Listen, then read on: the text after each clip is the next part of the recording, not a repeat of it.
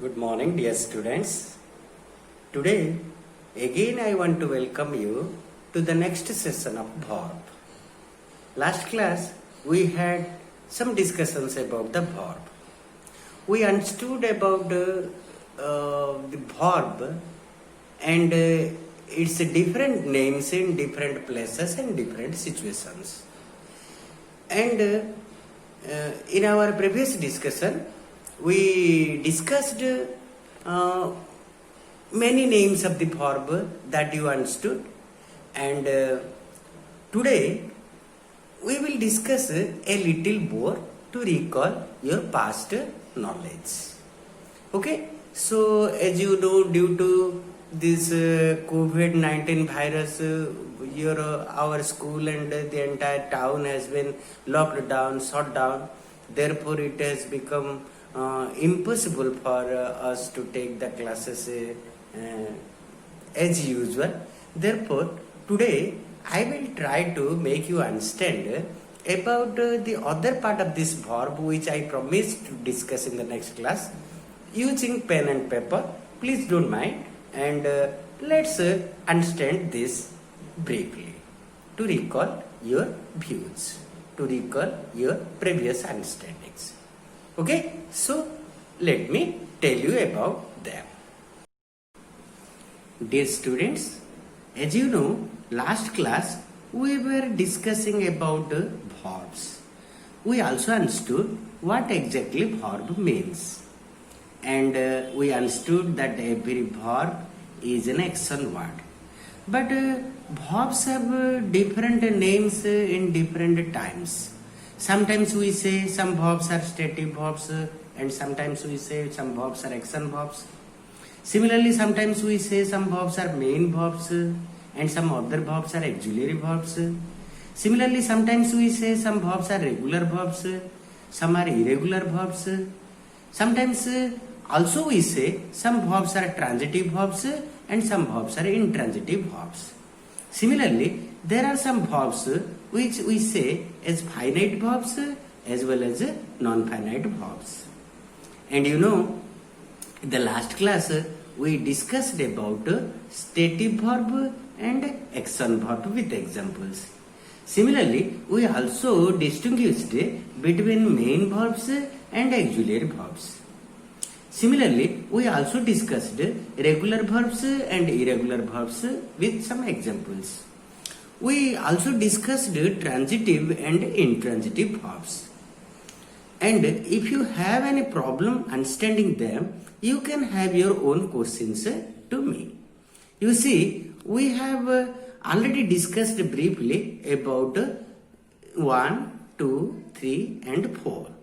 Today we will discuss about finite and non-finite verbs. You know, understanding about finite and non-finite verbs are very important for us, for speaking as well as writing. As we know that no doubt we have given different names to our verbs, but basically we know this entire the verbs have been grouped under two divisions. One is main verb, or you can say full verb or lexical verb, and auxiliary verb you can say stative verb, helping verbs. So today let's discuss about how we can distinguish and identify the finite verb and the non-finite verb. Here is the topic: finite and non-finite verb. Exactly what happens when we talk about finite verb and non-finite verb, we can distinguish them by taking the main verb. The main verb is otherwise called full verbs. As I have told you earlier, the main verb has so many forms. That means it has infinitive form, it has present form, it has past form, it has past participle form, and verb ing form. Okay, we can say this verb ing form as present participle form. Okay, so here the examples have been given. Infinitive form is to eat, present form is eat or eats, past form is ate, past participle form is eaten, and present participle form is eating. Okay, similarly, some examples, some verbs examples I have given over here. You can better understand. But the question comes over here that when we use the different forms of a verb at different times. So the question comes over here, why the forms of a verb change? Why the forms of a verb change? So when this question comes to our mind, we have a lot of thinkings in our mind. But basically, we should understand that the forms of a verb change due to two causes. The causes responsible for the changes in the forms of the verb. So there are two causes which are responsible for the changes in the forms of a verb. One cause is when time changes. We have three different times. We have past time, present time, and future time. When time changes, the forms of a verb change. Similarly, there is another cause that is responsible for the changes of the in the forms of a verb is action change. We say it is action change because since we have been creating a confluence between the written and spoken English. In spoken English particularly, we say it is an action change. What action change? As we have three different times, similarly, we have four different actions. You see, the first one is future action. When we talk about future action, we use a verb, a form of the verb. That means we use to plus verb first form to talk about the future action. Similarly, when we talk about the complete action, we use only the verb first form. You see, the present form of the verb we use when we are talking about the complete action. Similarly, we use verb ing form to talk about an incomplete action. We use a completed action to talk about completed action. We use past participle form of the verb. Okay, there are four different actions. One are future action, complete action, incomplete action, and completed action. So we understood right now the forms of a verb change due to two causes. One is a time change, another is a action change. Okay, the time change, how the forms of the verb changes due to that time change, we will discuss later on. Let's briefly understand at least how the actions have been changing and that affects in the changes of the forms of the verb. Okay, here you see, but you see these changes in the forms of the verb has nothing to do with the time change. Okay, so those verbs in our sentence change their forms with the changes in time. They are called finite verbs. Those forms of our verb, those verbs in our sentence change their forms with the changes in action. They are called non-finite verbs. Okay, you understood? The forms of a verb change with the changes in time. They are called finite verb. The forms of a verb in our sentence changes with the changes in action. They are called non-finite verb. Okay, today let's understand how these actions are changing. Let me give you some example. And before giving you example, you understand this is to talk about future action. We use to plus past form.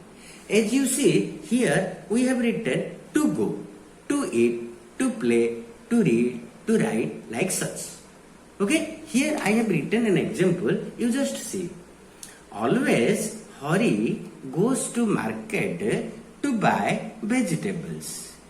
Here you see, here is the time phrase is given always.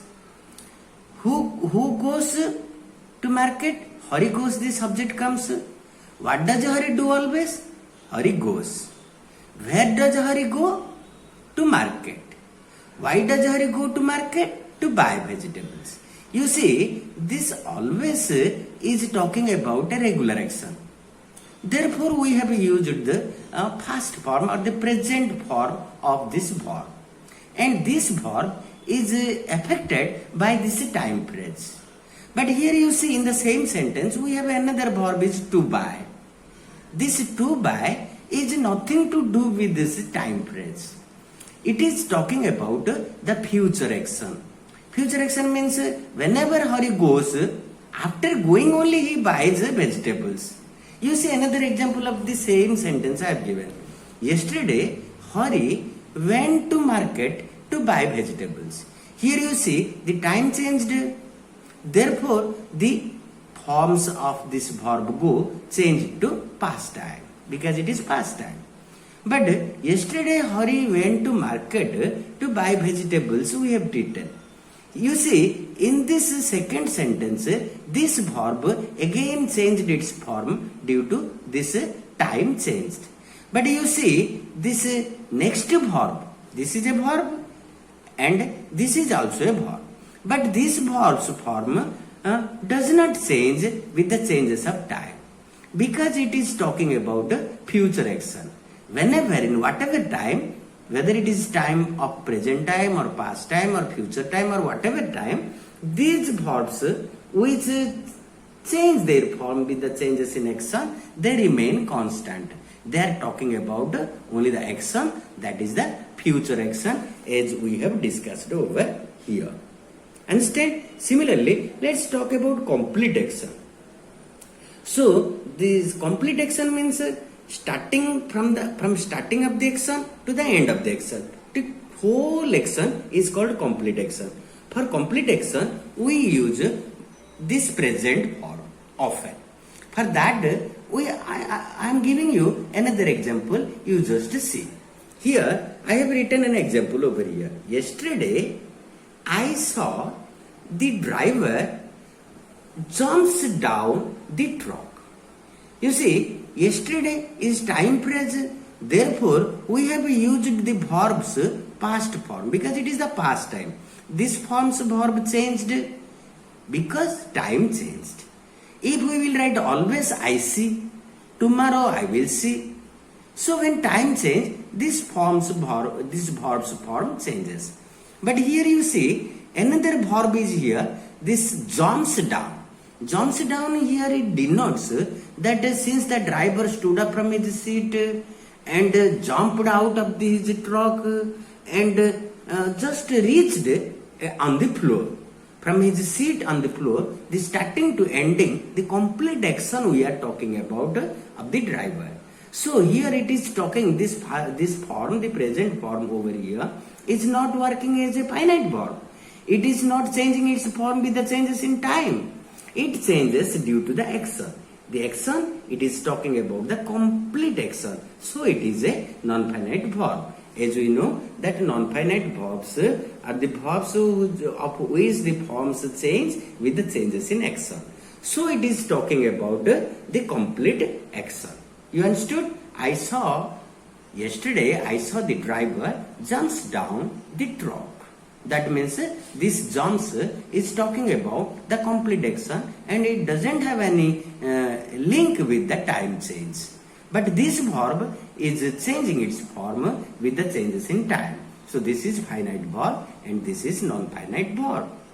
Similarly, when we talk about an incomplete action, you see, when we talk about an incomplete action, we use verb ing form. That means this present participle form of the verb.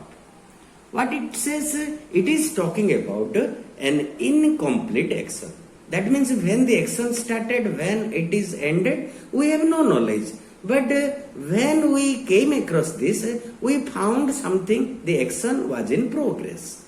Therefore, we can talk about the part of an action, not the complete action. It is an incomplete action. So we are using the present participle form of the verb to talk about an incomplete action. For that, I have also written an example you can see. Here, I saw Hari writing homework. That means what? I saw Hari. That means you can say, yesterday I saw Hari. It is past time. It is a past time. When we talk about past time, therefore this form of this verb changed to its past form. So it is affected by this time change.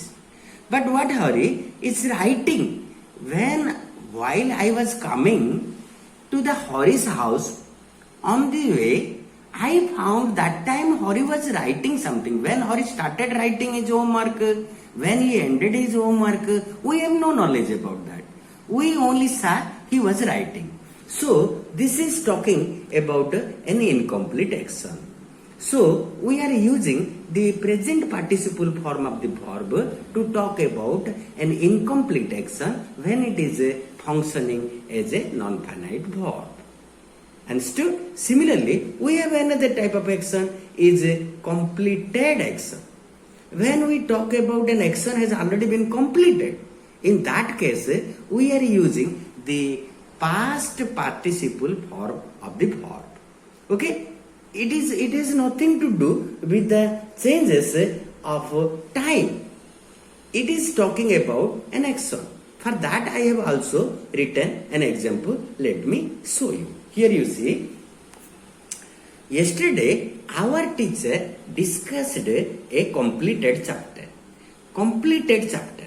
That means a chapter has already completed earlier. Now our teacher has again yesterday discussed this. So here this completed chapter means it is talking about a complete action, a chapter which has been completed earlier. Again that was discussed by our teacher. So it is talking about a complete action. But here you see this completed which is talking about a complete action, and after that there is a noun. So here the non-finite verb which is talking about a complete action is also functioning as an adjective, because after this here is a noun. So this is talking about complete action as well as functioning as an adjective. So here you see another example I have written over here. Last week the police opened. Last week is the past time. Therefore we have opened. We have written opened. Okay. A locked house. The house which was previously locked. Now again the police is trying to open this, or police opened that house. Here is the locked house which is a complete action. And this locked house, after this locked, which is talking about the complete action, after that also there is a subject, there is a noun. Therefore it is enhancing, it is modifying, or it is attributing the meaning of this noun. So it is also functioning as an adjective over here. So we understood right now the forms of a verb changes for two causes. One is for time change, another is for action change. For action, we have four different actions to express. One is future action. For that we are using 2 plus past form, or you can say 2 plus infinitive. For complete action we use only verb 1, the present form. That is also one type of infinitive. You can say this is bare infinitive, this is 2 plus infinitive. And for incomplete action we use present participle or the verb ing form.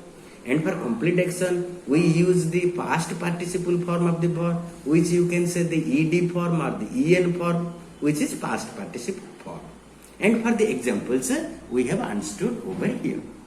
Okay, and now we understood that when we talk about the form as finite or non-finite verb, we are talking about the main verb or full verb or lexical verb. Generally, main verbs have such forms, and all these forms change due to two causes. One is when time changes, the forms of the verb change, and when action changes, also the forms of the verb change. When the forms of verb changes due to the changes in time, they are called finite verbs. When the forms of a verb change due to the changes in the action, they are called non-finite verbs. Okay, but non-finite verb is a very big chapter, and we will discuss clearly about them in subsequent classes.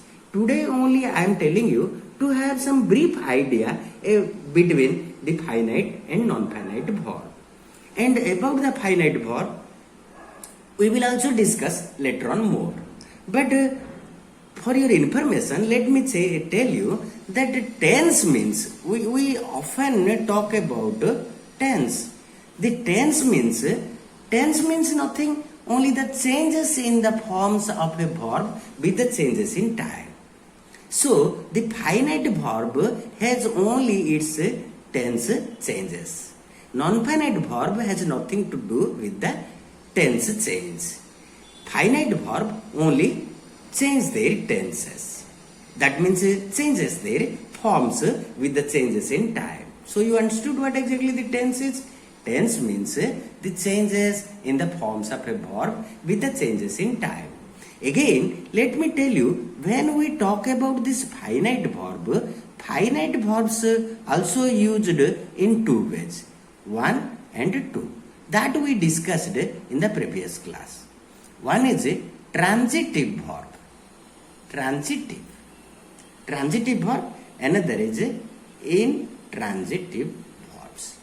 Transitive verbs, I have told you last class that if a sentence, in our sentence, if a verb has an object, then it is called transitive verbs. As I have told you that birds fly in the sky. So after this verb fly, there is in the sky means object is there. Therefore here the word verb is called transitive verbs. When we say it is intransitive verbs, when the verb does not have an object in it, it is called intransitive verbs. The examples I have given you in the last class when we discussed different types of verbs and discussed the transitive and intransitive verbs. Today we understood briefly about the finite and non-finite forms of the verb. Okay, and in next class we will discuss various rules of this tense and what exactly the tense is, how the forms of a verb change, and what rules concerning the changes are responsible for the changes in the forms of the verb, that we will discuss in the next class with several rules. Okay, did you understand today a little about the finite verb and non-finite verb? You understood? Finite verbs change their forms with the changes in time.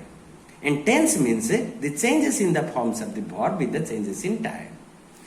Non-finite verbs changes their forms with the changes in action. We have 3 different times and we have 4 different actions. You see, when we are talking about action change, we have used future action and complete action. For future action, we used 2 plus verb first form. That means, as I have told you, to go. We can use only verb. That we can use only go. So or goes. Understand? So this is what we say. These both are called indefinite. Okay? These are called indefinite. And this is called this verb plus ing, which is talking about this is infinitives. 2 plus infinitives and bare infinitives. Okay, so this 2 plus infinitives is used for future action and plain infinitives are talking about complete action. For incomplete action we use verb ing form, which we say the present participle. But this present participle is also functioning in 2 ways. We can use this present participle in 2 ways.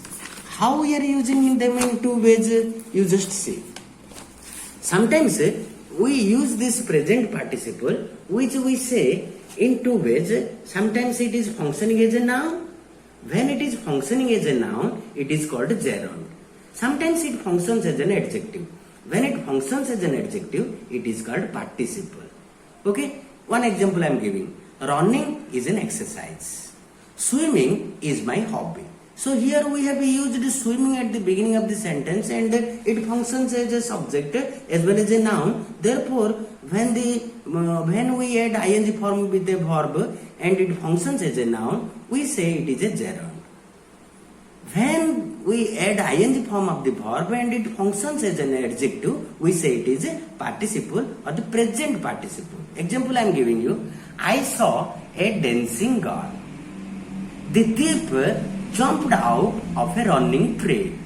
So there are several examples you can distinguish between a gerund and participle.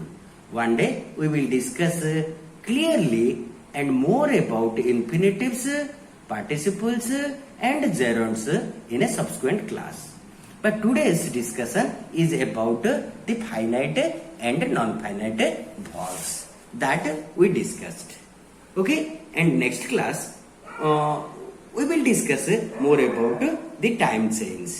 Today you understood what is tense, what is finite verb, what is non-finite verb, what different times, why it is called tense, what different actions, what is future action, what is complete action, what is incomplete action, what is completed action, with several examples we understood.